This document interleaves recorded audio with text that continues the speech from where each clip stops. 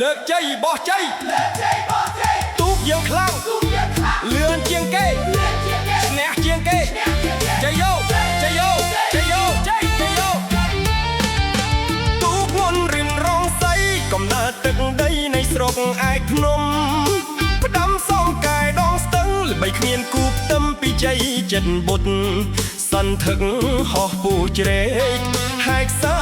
កោអាកាសរនទះឆ្វេងស្ដាំខ្ទោឈ្នះអស់ភពផែនទាំងបី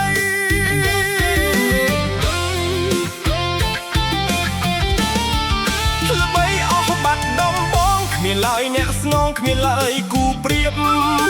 បងអូនអស់ផៅពងញាប់ញ័រម្ដងទៀតពេលឮស្គរជ័យទូកងយើងឈ្នះហើយគឺរិនត្រង់សីលោកឪចៅអាធិការព្រះគ្រូចៅអាធិការ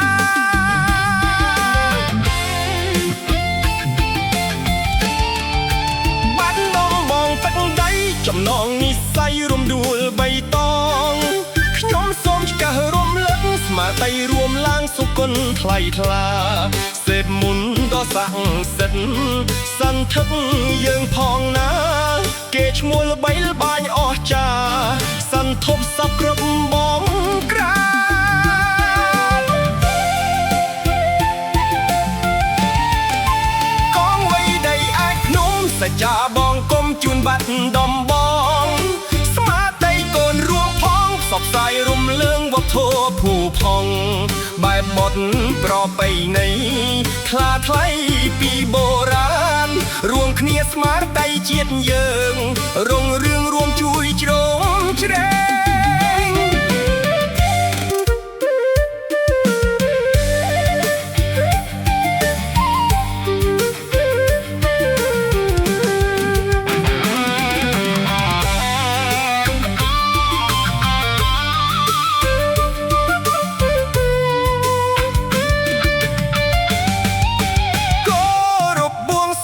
អន្តរភូមិទាំងពួងនឹងអស់ទេវតា